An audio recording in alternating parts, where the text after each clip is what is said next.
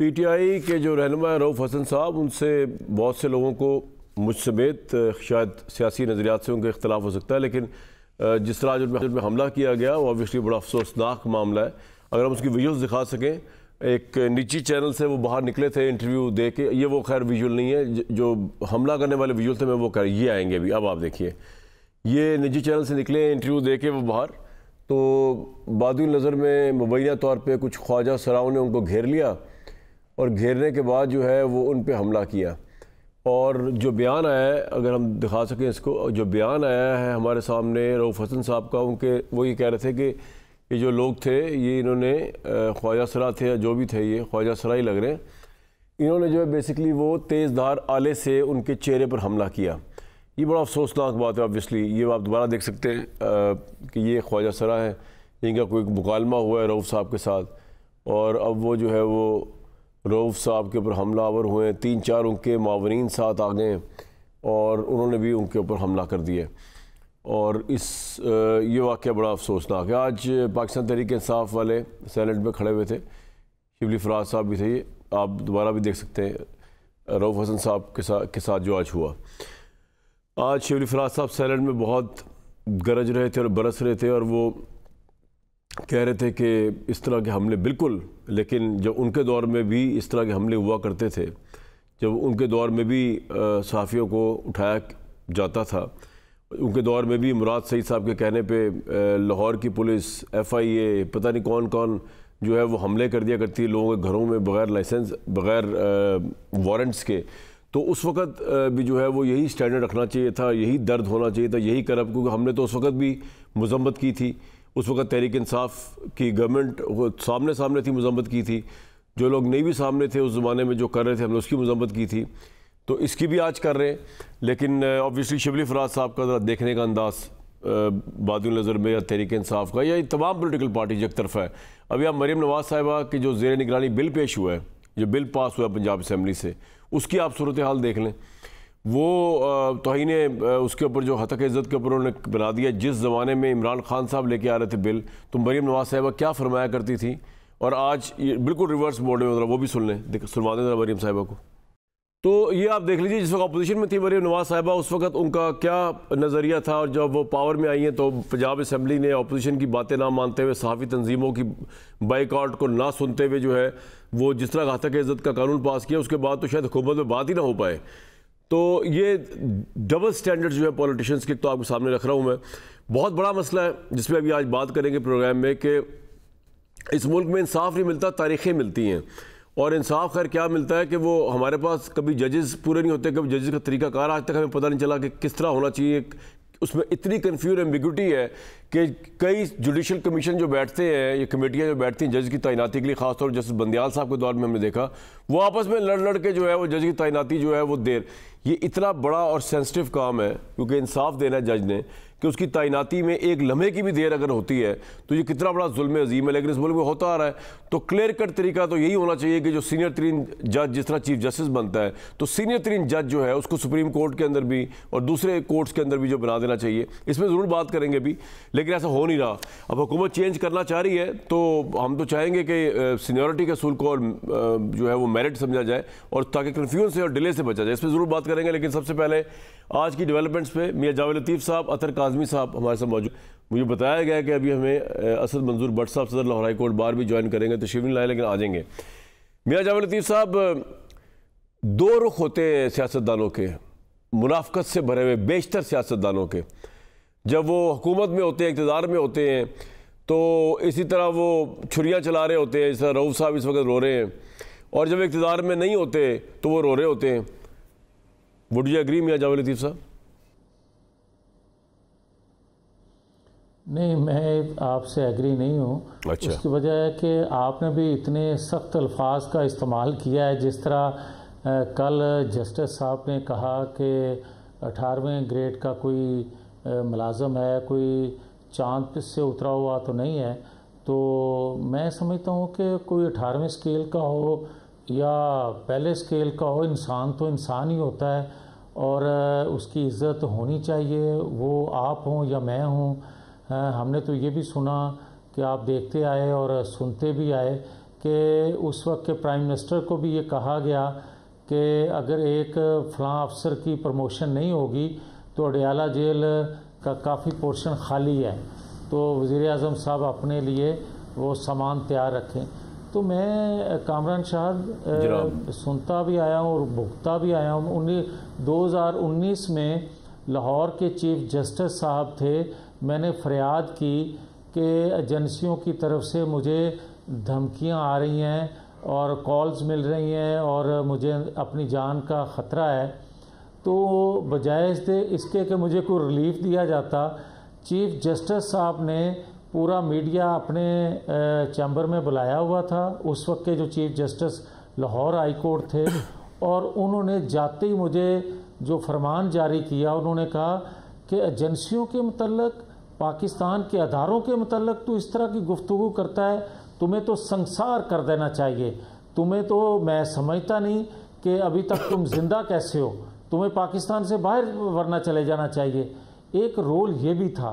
और आज भी जो कुछ हो रहा है, मैं समझता हूँ कि खुदा के लिए अल्फाज का चुनाव करते वक्त देखना चाहिए, और ख़ास तौर पे जो इस मनसब पे लोग होते हैं उनको ख्याल करना चाहिए दूसरे की इज्जत का। हाँ, कानून मियां जावेदी साहब, ये जो मैंने ये अगर कहा आपसे कि बेशतर सियासतदान जो है इस मुल्क, मेरी बात तो सुन ले, बेशतर सियासतदान इस मुल्क में जो है वो मुनाफिकत की सियासत करते हैं, तो मैंने कौन सा इसमें सख्त लफ्ज़ यूज़ कर दिया आपके लिए? आपने तो इतना सख्त लॉ बना दिया है कि आपकी हुकूमत में कोई बात करे तो हलक से यहाँ से पकड़ के आप कभी 30 लाख ले लेंगे, कभी उसका चैनल बंद करा देंगे, कभी उसके सोशल मीडिया अकाउंट ख़त्म कर देंगे।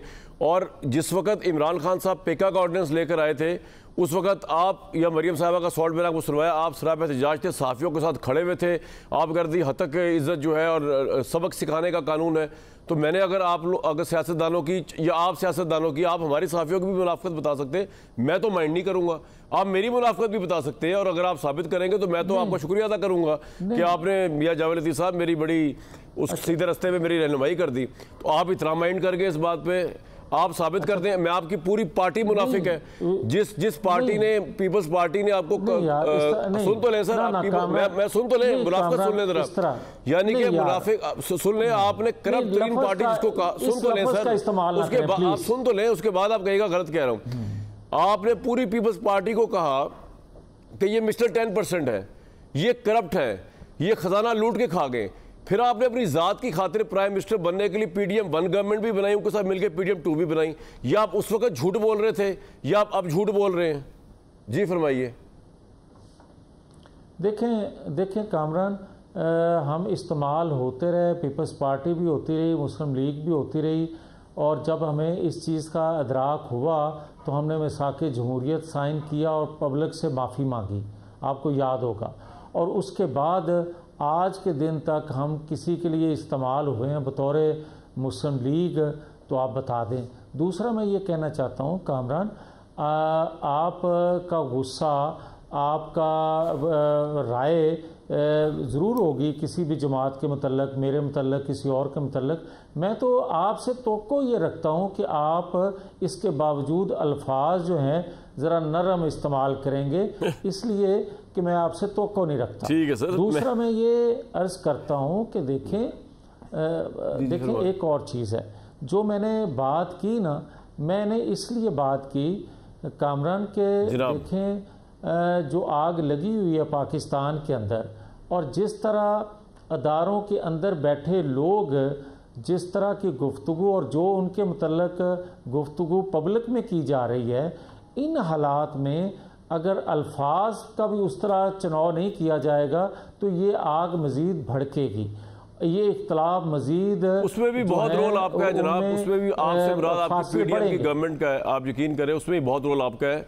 ये जो आप कह रहे हैं आग लगी हुई है, ठीक है, इमरान साहब का भी बहुत रोल है, आपकी गवर्नमेंट का भी बहुत रोल है, उसकी डिटेल में अब मैं क्या जाऊं, लेकिन बहरहाल ये कि अब ये कि आपके पास तो मियां जावेद साहब अब तो आपके हाथ में उस तरह आ गया ना, आप 30 लाख रुपए का फाइन करवा दें मेरे पे। मैंने ये लफ्ज़ क्यों यूज़ किया कि बेशतर सियासतदान जो है वो बहुत मुनाफिकत की सियासत करते हैं इस मुल्क में। आप बिल्कुल करें सर, आपका राइट है। नहीं, एक सेकंड, नहीं, वो राइट बन गया मेरे पे आप जो भी कहेंगे मैं वो राइट कभी इस्तेमाल नहीं करूंगा मगर काम नहीं, उसके बाद जब मैं राइट इस्तेमाल करूंगा ना आप पे, उसके बाद फिर आपने नजर नहीं आना।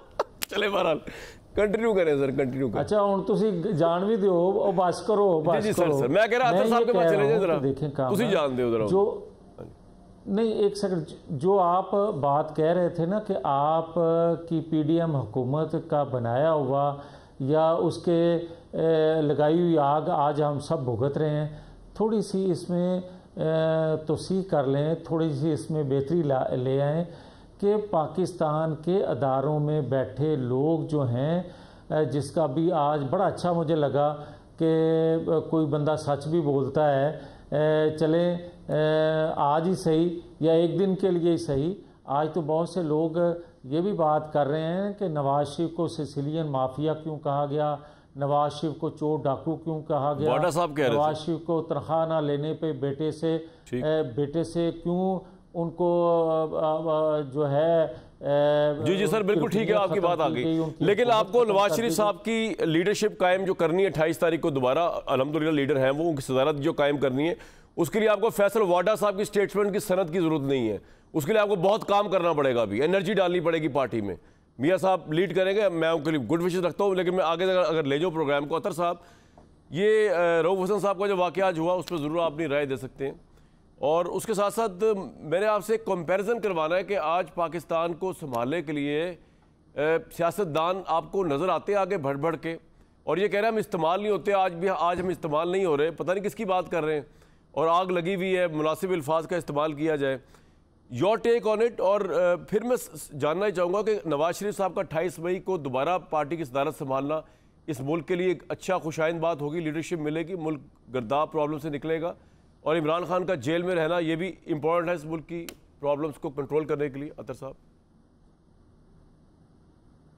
देखिए, पहले तो मैं भरपूर मजम्मत करता हूं जो रऊफ हसन साहब पे अटैक हुआ है, किसी किस्म के वायलेंस की कतन कोई इजाज़त नहीं दी जा सकती, और जिस तरीके से उनके ऊपर हमला किया गया बाकायदा नज़र आ रहा है कि प्लानिंग के तहत ये हमला किया गया, उसकी वीडियो भी बनाई गई, और एक और वीडियो अब उन्होंने रिलीज़ किया कि गुज़िश्ता रोज़ भी इस किस्म की कोई हरकत करने की कोशिश की गई थी। तो इसकी जितनी मजम्मत की जाए कम है। हम उम्मीद करते हैं कि जो मुतल्लिका इदारे हैं इसको इन्वेस्टिगेट करेंगे और जो लोग इसमें मुलविस हैं उनको पकड़ा जाएगा। दूसरा, देखें, अभी जावेद लतीफ़ साहब जो हैं वो फरमा रहे थे कि इदारों के हवाले से अगर कोई ऐसी ज़ुबान इस्तेमाल की जाए वो नहीं करनी चाहिए। मैं काफ़ी हद तक उनकी बातों से एग्री करता हूँ, और उन्होंने अपना हवाला भी दिया कि वो अदालत में गए तो मोअज़्ज़िज़ अदालत ने बड़े सख्त कमेंट्स वगैरह दिए। लेकिन कुछ दिन पहले तक जावेद लतीफ़ साहब वो किसका कह रहे थे, वो कौन सी जगह का जिक्र कर रहे थे जहाँ पे इलेक्शन कितने करोड़ का बिका था, वो किसकी तरफ, कोई यूगोस्लाविया के किसी इदारे को ये इल्ज़ाम लगा रहे थे। तो मसला ये है कि सियासतदानों को जब खुद सूट करता है उस वक्त तक तो उस वक्त ये बहुत सख्त अल्फाज इस्तेमाल करते हैं, सख्त तो इन्होंने सख्त अल्फाज दूसरों के नजर आते हैं, ज्यादा अपने नजर जी जी। वैसे जावेद लतीफ़ साहब नरम लहजे में सख्त बातें करते हैं। जावेद साहब ने तो यहाँ तक कह दिया था कि मरियम नवाज साहिबा के हवाले से फिर पाकिस्तान में ना खपे, अगर ये हुआ तो वो हुआ। बहरहाल वो तो छोड़े, मियाँ जावेद लतीफ़ साहब क्योंकि अवामी मैंडेट से आते हैं इसलिए जो चाहे कह सकते हैं। बाकी लोग जो वैसे चने बेच रहे हैं इस मुल्क के अंदर आगे आगे, जो इनको यहाँ तक पहुँचाते हैं, अपने इनकम टैक्स के पैसे तनख्वाहें देते हैं एमएनएस मिनिस्टर्स की, वो चने बेच रहे हैं ना, वो रेडियो पे लगा के। जी अब कंप्लीट करें अतर साहब प्लीज़। जी देखें, तो वो जावेद लतीफ़ साहब हो जाएं, दीगर दोस्त हो जाएं, ये भी सब लोग इदारों के ऊपर इल्ज़ाम लगाते हैं। खुद मियाँ साहब ने कितने कितने संगीन इल्ज़ामात लगाए। अभी दोबारा उस दिन अपनी स्पीच में उन्होंने जनरल ज़हीरुल इस्लाम साहब का जिक्र कर लिया। ज़हीरुल इस्लाम साहब कोई किराना स्टोर तो नहीं चलाते थे ना, वो भी एक इदारे के सरबराह थे। तो इदारों पे ये सब इल्ज़ाम। अच्छा, जर्नैल भी इन्होंने अतर भाई अपनी मर्जी के रखे हुए, जो जर्नैल इनको सूट नहीं करता, जिसने इनको सपोर्ट नहीं किया, जिनको लगा मुखालिफ को सपोर्ट किया, वो गलत है। जो जर्नैल 74 साल तारीख में इनको सपोर्ट कर रहा होगा उसको सलाम है और लब्बैक है और पता नहीं क्या कुछ। जी आप कंटिन्यू करें, साथ साथ मैं आपसे बात कर ही जा रहा हूँ। नहीं, अभी मुनाफकत नहीं है सियासतदानों की, अभी बड़े सूट पसंद नहीं है। देखिए, ये सारी जमातों का अलमिया है। आपको बहुत सारी अगर दीगर जमातों पर इसी किस्म का केस नजर आता है। लेकिन having said that, end of the day Javed Latif साहब हो जाएं या कोई और सियासतदान हो जाए, ये अवाम के वोट से आते हैं, ये अवामी नुमाइंदे हैं।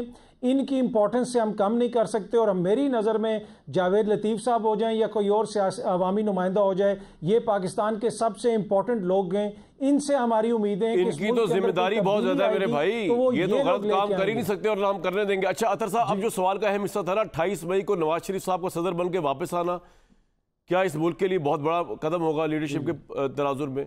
नवाज शरीफ साहब का जब इमरान खान से मुवाजना करते हैं या करेंगे, अगले दिन नवाज शरीफ साहब कह रहे थे कि मेरे खिलाफ साजिश की इमरान खान ने लंदन में, इमरान खान कहते हैं मेरे खिलाफ साजिश की नवाज शरीफ ने लंदन में बैठ के, तो साजिशी बयानी दोनों के हो गए हैं। तो दोनों कंपैरिजन किस तरह करेंगे आप अगला एक साल अगर आप देखते हैं तो?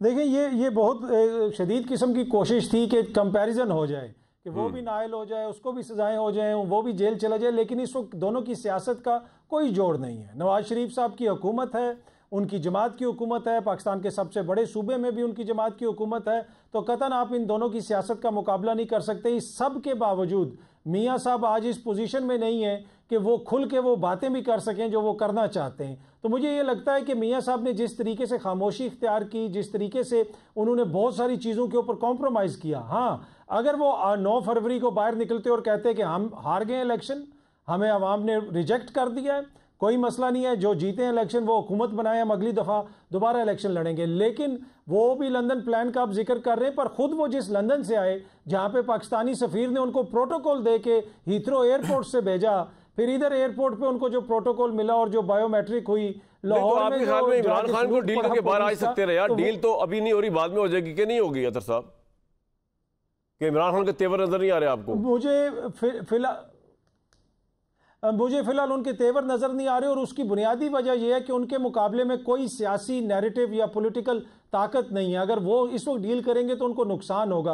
अगर उनको लगता है कि दूसरी सियासी ताकतें भी मजबूत हो रही हैं तो फिर शायद उनके रवैये में आपको थोड़ी नरमी नजर आती। पॉइंट आ गया जी। ये लगता है कि मेरे इस रवैये की वजह से दूसरी ताकतें मजीद कमजोर हो रही हैं, तो मुझे लगता नहीं है कि जल्दी ये हो सकेगा। बिल्कुल। मियां जबरदीन साहब, आपकी पार्टी की ना पोजीशन वो है कि करें तो क्या करें, मतलब होता है ना कि एक ऐसी हालत होती है कि इंसान को समझ नहीं आता कि इधर रोएं या हंस, मैं रोऊं या हंसूं, करूं मैं क्या करूं। मतलब ऑब्वियसली आप रोना भी चाहते हैं कि आपके नज़दीक खुद साख्ता मुबैना ज़्यादती होगी आपके साथ, लेकिन फिर आप सोचते हैं या लोग सोचते हैं कि यार इनके साथ ज़्यादती अगर हुई है, वरना इसका मतलब ये है कि इनको तो करोड़ों वोट पड़ने वाले थे, तो इतने पॉपुलर हो गए थे PDM 1 की जमात, और PDM 1 आप भी जानते हैं कितने आप पॉपुलर थे, तो इनको वोट इसलिए नहीं पड़ा कि इनका मैंडेट चुरा लिया गया। वोट तो इनको बहुत बड़ा था। मतलब अगर आपकी जब गुफ्तगू सुनी जाती है या एक स्कूल ऑफ थॉट जो है PMLN के अंदर, फिर लोग कहते हैं कि यार ये पता नहीं क्यों रो रहे हैं, हुकूमत भी इनकी बन गई है, पंजाब की वजारत आला भी नवाज शरीफ साहब की बेटी के पास है, उनके भाई के पास वजारत उज़्मा भी है, जैसी भी है तो सही ना उनके पास प्रोटोकॉल, पर्क्स, प्रिविलेजेस, ताकत आपके और मेरे पास नहीं होगी, लेकिन इसका मतलब इतने उनके पास नहीं है। तो समझ नहीं आ रहा कि आप चाह क्या रहे हैं। और अब मजीद नवाज शरीफ साहब, अच्छी बात है 28 तारीख को बन रहे हैं, उनको प्रेसिडेंट होना चाहिए, डिजर्व करते हैं। अपनी पार्टी के खिलाफ, अपनी हुकूमत के खिलाफ वो कोई तहरीक चला नहीं सकते, एंटी इस्टेब्लिशमेंट भी नहीं हो सकते। उसका मतलब भी होगा शहबाज शरीफ के खिलाफ जाना और पंजाब की वजारत आला से हाथ धोना। तो करेंगे क्या आप लोग? समझ नहीं आ रही कोई आपकी सियासत सर। अच्छा कामरान, आपने कहा कि आपको ये समझ नहीं आ रही कि रोएं या हंसें जी। रो रहे हैं, हंसने की बात तो बड़ी दूर है। अच्छा, बात सीधी सी है कि भाई आज अगर एक अदारे के तर्जमान प्रेस कॉन्फ्रेंस करके ये कहते हैं कि जुडिशल कमीशन भले बनाएं, 2014 से बना लें, तो सारे करतूत सामने आ जाएंगे और ये मुंह दिखाने के काबिल नहीं रहेंगे। तो मेरा तो मुतालबा सिर्फ ये था बतौर पाकिस्तानी कि 9-10 मई को जो कुछ हुआ था और जो इन्वेस्टिगेट हुआ था, अगर वो चीज़ें पब्लिक कर दी जाती, वो 3 केसों में सजाएं देने की बजाय या सुनाने की बजाय जो आज एक एक करके ख़त्म हो रही हैं, या आज जिस तरह लाडलापन शायद आपका वोटर बाहर नहीं निकला, इसका 9 मई के वाक़या से क्या ताल्लुक है? आपके वोटर ने आपको इंडोर्स नहीं किया, आपसे मुराद आपकी पार्टी के वोटर ने नहीं किया, आपकी पूरी पार्टी को बदतरीन शिकस्त हुई, आप इंडिपेंडेंट से हार गए, जिनके पास निशान थे ना निशान था ना। कितनी लंबी जी। अच्छा यार राजपूत साहब, एक सेकंड, आपने कितनी लंबी बात की, सवाल के वो जो किया, मैंने जवाब देना चाहा तो आप बोलना शुरू कर देते हैं। सर बोलो। मुझे भी टाइम दें, मैं भी आपका चाहने वाला हूँ। मैं आपसे गुजारिश सिर्फ इतनी कर रहा हूँ। हमारा बस चलता, आपको जितवा देते, लेकिन इतना कामरान सिर्फ जी जी नहीं यार, जिन्होंने हरवाया उनसे तो आपने बात नहीं की, और काजमी साहब ऊपर से कह रहे हैं कि आपने इतने करोड़ का बात की थी तो पहले, तो मैं आज भी कर रहा हूँ काजमी साहब, करोड़ों रुपया चला है और 5 सीटें शोपुरा की जिस तरह उठाई गई हैं या जो कुछ हुआ उस पर इन्वेस्टिगेट हो रही है। मैं अभी इंतज़ार कर रहा हूँ, उस पर बात करूँगा, छोड़ूंगा नहीं, बात ज़रूर करूँगा। और दूसरी बात, एक काजमी साहब का मैं जवाब पहले मुकम्मल कर लूँ। उन्होंने कहा कि आज आप एक अदारे के जो साहब हैं उन्होंने जो बात की है आप उस पर बात कर रहे हैं। मैं काजमी साहब आपकी खिदमत में अर्ज़ कर दूं कि जज साहब जो होते हैं उनके बारे में ये कहा जाता है, और हमारे बड़े इंतहाई मोहतरम जो बुज़ुर्ग हुए हैं उन्होंने कहा है कि भाई अगर जज साहब गुस्से में हों तो फैसला ना लिखें, कहीं गुस्से का अंसर जो है उनके फैसले में असरअंदाज ना हो जाए। तो मैं तो वो बात कर रहा हूँ, और जो आप बात कर रहे हैं कि आप हार गए और 9 फरवरी को आप बात करते, हार गए या हरा दिए गए, ये भी जरा वक्त आने पे बात हो रही है कि आप सारी गुफ्तगू कर रहे हैं एक अपनी इंडिविजुअल हारने की, उसमें अब देखा जाएगा आपके साथ ज्यादती हुई जाती है। मैं जब बात करता हूँ या अतर साहब जब बात करते हैं वो आपकी पार्टी की बदतरीन शिकस्त की बात करते हैं मेरे भाई, ये बात हो रही है। मैं वो भी बात कर रहा हूँ था, मैं वो बात कामरान कर रहा था कि भाई अगर आज जो कुछ बातें की जा रही हैं या आज जो गिले गुजारियाँ की जा रही हैं, अगर आप वो चीज़ें जो इन्वेस्टिगेट हुई थी, सज़ा की मैं बात नहीं कर रहा, मैं बरी होने की बात नहीं कर रहा, मैं सिर्फ ये बात कर रहा हूँ कि वो इन्वेस्टिगेट अदारे जो हैं वो तमाम चीजें मास्टर माइंड। मेरा तो ख्याल है सर आप ये कहना चाह रहे हैं, जो आप कहते हैं 3 केसेस के फैसले इलेक्शन से पहले आ गए, आप ये कहना चाह रहे हैं कि इमरान खान को बंद करके तहरीक इंसाफ के लोगों में और आम लोगों में हमदर्दी बढ़ी, इसलिए आप हार गए, तो ये पॉलिसी गलत थी। आप एक्चुअली ये कहना चाह रहे हैं मेरे ख्याल से, ऐसे ही है। मैं कहना ये चाह रहा हूं कि जब तक कौम के ज़हनों में जो चीज़ें गलत फहमियाँ पैदा की हैं, जब तक आप हकीकत कौम को नहीं बताएंगे उस वक्त तक सर हकीकत आपका पॉइंट आ गया, मैं ब्रेक पे जा रहा हूं। हकीकत इतनी भयानक है ना, आपको ये नजर हकीकत सबकी इतनी भयानक, क्या मीडिया, क्या PMLN, क्या पीपल्स पार्टी, क्या PTI, क्या बाकी की मामलात, लेकिन एक जो बड़ी भयानक हकीकत जिसकी तो इशारा बार बार कर रहा हूँ कि बाकी सब कुछ तो ठीक है, लेकिन अगर निज़ाम अदल जो है वो स्मूथली ना चले, अगर उसके ऊपर ये डाउट हो कि वो कंट्रोवर्शियल है और वहाँ पे जजेस की तैनाती इस वजह से ना हो रही हो क्योंकि एक सिस्टम जो है वो मरबूत नहीं है, सिस्टम नॉन कंट्रोवर्शियल उस लिहाज से नहीं है। जैसा देखें ना, अब सुप्रीम कोर्ट का चीफ जस्टिस जो है, अब कोई इशू नहीं होता, एक लिस्ट आ जाती है कि जनाब ये इनकी बारी, फिर इनकी बारी, फिर इनकी बारी। जजेस केस के अंदर सजाद अली शाह साहब जब थे 90s के अंदर, तो ये फैसला हो गया था और बड़ा अच्छा फैसला हुआ। अब इस वक्त इशू ये है कि सुप्रीम कोर्ट में जो 1997 का एक्ट है उसमें यह आया था कि जजों की तादाद 17 होगी, 17 से कम कभी भी नहीं होंगे। इस वक्त वो जो रेजिग्नेशन हुए, रिटायरमेंट्स हुए, उसके बाद 17 के बजाय इस वक्त 13 जजेस हैं सुप्रीम कोर्ट में, 3 वैकेंसीज खाली हैं। और अभी इस मामले पे तय हो नहीं पा रहा कि किस तरह आगे जाया जाए, क्योंकि हुकूमत ने जो जुडिशल कमेटी बैठी थी चीफ जस्टिस साहब सीनियर जजेस की सरबराही में, वो इसलिए उन्होंने पोस्टपोन कर दी अपनी वो कि हुकूमत जो एक नई प्रपोजल लेके आ रही है, एक नया तरीकाकार। तो नया तरीकाकार लाने की उसमें मुझे तो समझ नहीं आ रहा लॉजिक क्या है। एक लॉजिक, सबसे बड़ी लॉजिक तो ये कि सीनियरिटी को उसूल बनाया जाए, जो सीनियर तरीन जज है उसको आप ला के बिठाएं, उसमें ना कोई कंट्रोवर्सी होगी ना कोई होगी। सीनियर तरीन जज से अगर चीफ जस्टिस बन सकता है पाकिस्तान का, अगर चीफ जस्टिस बन सकता है हाई कोर्ट्स का, तो सीनियर तरीन जज सुप्रीम कोर्ट का जज क्यों नहीं बन सकता? ये तो बड़ी सिंपल सी बात है। इस वक्त सुप्रीम कोर्ट के अंदर 57,000 से ज़ायद केसेस जो है ज़ेर इल्तवा हैं और पेंडिंग में पड़े हुए हैं, और वो बढ़ते ही जा रहे हैं क्योंकि जज की तादाद कम है और हर जगह पे कम है। लीजिए आफ्ताब बाजवा साहब, माहिर करून हमारे साथ मौजूद हैं, हमें अभी यासिर बून साहब भी ज्वाइन करेंगे, मियाँ जावेद लतीफ़ साहब और अतर काज़मी साहब, आप भी मेरे साथ रहिएगा। ये जनाब ये सुप्रीम कोर्ट का मामला है, बाजवा साहब इधर भी देख लो मेरे वाल, ये मसला क्या है, इतनी कॉम्प्लिकेशन क्या है? तारड़ साहब कर क्या रहे, तो बड़ा सेंसिटिव मामला है, तो क्लियर कट नहीं होना चाहिए कि सीनियरिटी की बेस पे कर दिया जाए ताकि कमेटी के मसले ना है, कमेटी ना खेली जाए। देखिए पहले प्रोसीजर बिल का मामला चलता रहा जी, फिर ये आ गया, अब ये रूल्स जो बनते हैं इनके बाकायदा तौर पे, अब रूल्स बनाने होते हैं। तो पिछले जब जुडिशल काउंसिल का इजलास था तो वज़ीर कानून आज़म तारड़ साहब ने वहाँ एक बयान दिया कि असम्बली में हमने रखा हुआ है, असम्बली इसको पास करेगी, प्रोसीजर बनाएंगे, इसका प्रोसीजर हम रूल्स नहीं, रूल्स इसके रूल्स बनाएंगे। ठीक, अब रूल्स कमेटी है, सुप्रीम कोर्ट की रेफर करेगी ना असेंबली, जी जी, सुप्रीम कोर्ट के जजेस पर मुश्तमिल कमेटी है, फिर वो जुडिशल काउंसिल में जाएंगे। बिल्कुल ठीक। नहायत ही अफसोस के साथ मुझे एक बात करनी पड़ रही है, काजी फैज़ ईसा साहब जब चीफ जस्टिस नहीं थे, जुडिशल काउंसिल का कोई इजलास होता था, उनको इतराज़ होता था, पहले वो लेटर पब्लिश कराते थे, जब बंदियाल साहब के साथ वो जो भी था उनका मामला, तो फिर वो काउंसिल में जाके बैठते थे जुडिशल काउंसिल में। अब कोई हमने उनकी पब्लिकेशन उन रूल्स की नहीं देखी आज तक। अगर कोई बनाए हैं तो हमें बताया भी जाए।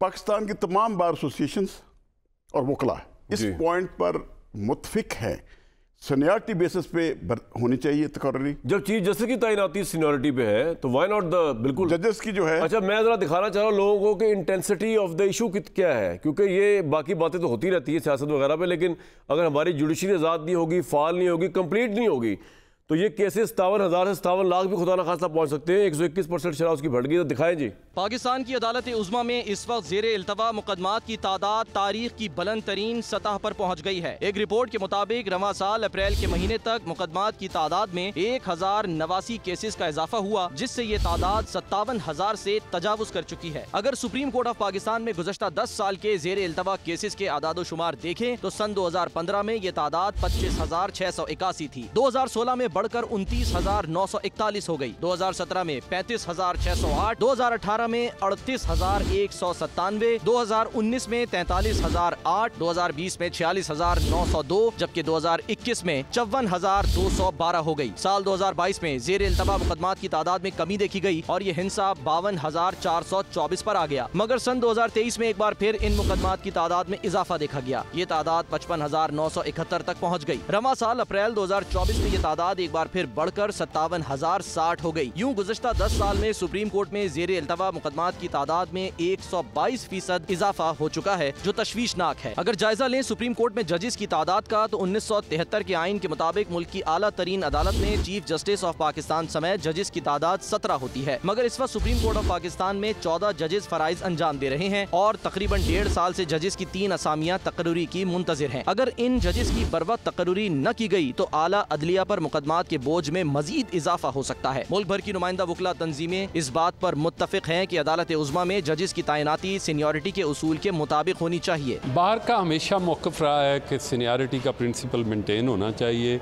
एक बंदा जो इस काबिल है कि उसको चीफ जस्टिस लगाया हुआ है, तो डेफिनेटली ये it's the discretion of the judicial commission के वो कैसे करते हैं। बार हमेशा प्रिंसिपल ऑफ सीनियरिटी के साथ खड़ी है। जो हमारी जजेस के मशहूर जजमेंट में अल जहाद ट्रस्ट में वो वज़ा कर दिया गया है कि सीनियरिटी का जो प्रिंसिपल है उसको ही मद्देनज़र रखा जाए और उसके मुताबिक ही तकर्रियाँ की जाएँ। सीनियरिटी के प्रिंसिपल को अल जहाद ट्रस्ट में भी डिस्कस किया गया, 2022 में सुप्रीम कोर्ट में PLD 939 में भी डिस्कस किया गया। इसके अंदर जो सीनियरिटी प्रिंसिपल है इसके मुताबिक ही काम किए जाने, तो बार के अंदर और बार एसोसिएशन की जो ओपिनियन है उसको भी नज़रअंदाज नहीं करना चाहिए। सुप्रीम कोर्ट में जो तकर्रियाँ हो रही हैं या इवन हाई कोर्ट में चीफ जस्टिस की जो तकर्री होती है, उस हवाले से लॉयर्स का हमेशा से ये एक मुतालबा रहा है कि जो तकर्री हैं वो बिल्कुल होनी चाहिए, मेरिट्स के ऊपर होनी चाहिए और सीनियरिटी के जो प्रिंसिपल है उसको फॉलो करना चाहिए। सुप्रीम कोर्ट ऑफ पाकिस्तान में जजेस की तैनाती सीनियरिटी के उसूल के तहत अमल में लाने से न सिर्फ बढ़ते मुकदमात का बोझ कम होगा, बल्कि इससे अदलिया में गैर यकीनी सूरत हाल का खात्मा भी मुमकिन। अतर काज़मी साहब, इसमें क्या मुज़ायका है कि सीनियरिटी को प्रिंसिपल बना दिया जाए और जजेस सुप्रीम कोर्ट के, ताकि वैकेंट ना हो वैकेंसीज और लोग इंसाफ के लिए धक्के ना खाएं, तरसे ना। अतर साहब, योर इनपुट।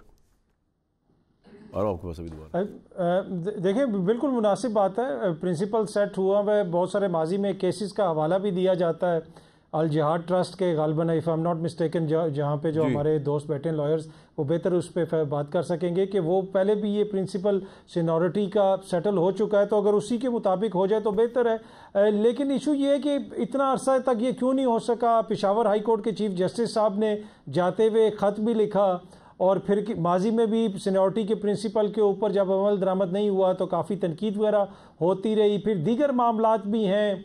आपको पता है कि लाहौर हाई कोर्ट के जो चीफ जस्टिस साहब हैं उनका इस वक्त एग्जीक्यूटिव के साथ इशू चल रहा है पंजाब के अंदर हुकूमत के साथ।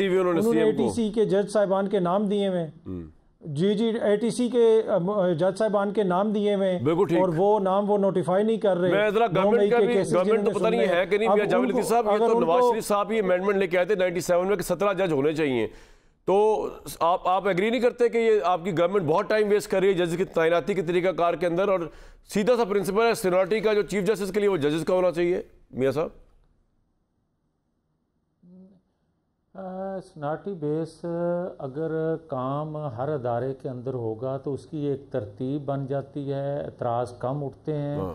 जहाँ तक आपका फरमान है कि हुकूमत वक्त लेट कर रही है, तो 1.5 साल जो मैंने अभी आपके शो पे क्लिप सुना कि 1.5 साल से तैनाती नहीं हुई 3 जजेस की, और शायद अब 4 हो गई है। नहीं 3-1.5 साल के साथ ये तो अभी रिटायरमेंट हुई ना, कुछ रिजाइन कर गए। गवर्नमेंट बनी अभी 2 जी हाँ जी, आप ठीक कह रहे हैं। तो ये 2-2.5 माह का 1.5 साल का मलबा 2-2.5 माह पे नहीं डालना चाहिए, होनी चाहिए जल्द से जल्द होनी चाहिए, ताकि ये बोझ जो है पेंडिंग केसी का ये जल्द से जल्द कम ये होना आप सही कह रहे हैं। 3 सीटें बेशतर औकात खाली रहती हैं मियां जावेद साहब, तो इसका मतलब क्यों जी यही बात हुई ना फिर के फौरी तौर पे इसमें तो आना चाहिए, गवर्नमेंट की प्रायोरिटी होनी चाहिए। तो जी बिल्कुल, ये विद इन 2 वीक्स जो है बिल्कुल अपॉइंटमेंट हो जानी चाहिए। फौरन जुडिशल काउंसिल का इजलास बुलाकर सीनियरिटी बेस पे ले। नहीं, वो जुडिशल काउंसिल का इजलास तो आपको पता बुलाया गया था, उसके बाद क्योंकि हुकूमत ने बीच में अपना को चला दिया कि जी हम इसके लिए नए वो बना रहे हैं रूल्स, इसलिए उन्होंने पोस्टपोन कर दिया उसको। जी वज़ीर कानून रूल्स बन जाए तो फिर हो जाए। वज़ीर कानून आज़म तारिक साहब ने ये बयान दिया था कि हम रूल्स का हमने जो है असेंबली में ये मामला पेंडिंग है, तो हम जितनी बार्स हैं जितने लॉयर्स हैं इसमें। जी मियां साहब, मैं गुजारिश कर दूं, आज हम बात कर रहे हैं सीनियरिटी बेस पे नाम जाने चाहिए। तो आपको याद होगा जब बंदयाल साहब थे तो उन्होंने सीनियरिटी बेस पे नहीं किए थे नाम फाइनल, बल्कि जूनियर लोगों को उठा के वो सुप्रीम कोर्ट फेवरेटिज्म नहीं होना चाहिए ना सर। और आपको याद होगा बार्स, हाई कोर्ट बार्स हों या सुप्रीम कोर्ट बार हों, उन्होंने स्ट्राइक भी की थी, एहतजाज किया था इस वजह से कि जो बंदयाल साहब ने काम किया था। मियां साहब, गाज़मी साहब और बाजवा साहब, बड़ी सिंपल बात है, ये इबाम ही नहीं आएगा कि कोई किसी जज का फेवरेट है, कोई किसी हुकूमत का फेवरेट है, अगर आप सीनियरिटी को जो है असूल बना दें। क्यों जी? सर गुजारिश करूंगा, एक जज हाई कोर्ट में काम कर रहा है, बिल्कुल ठीक है, वो चीफ जस्टिस भी है, सीनियर जज भी है लाहौर हाई कोर्ट का, उसको तो जाना चाहिए, उनको जाना चाहिए, जज हैं उनको जाना चाहिए सुप्रीम कोर्ट में, बजाय इसके कि आप नीचे से, आप देखें नीचे से जज को उठा के आप सुप्रीम कोर्ट लेके जाएंगे, 100% वो सुप्रीम कोर्ट का जज होगा। वो जो इंसाफ की इमारत जो है जब तक मुस्तहकम नहीं होगी, नीचे तक मामलात ख़राब रहेंगे, क्योंकि इंसाफ से ही आपको आज़ादी मिलती है असल में, बाकी पॉलिटिशियन आज़ादी दिलवा नहीं सके। मुझे दीजिए कल तक इजाज़त।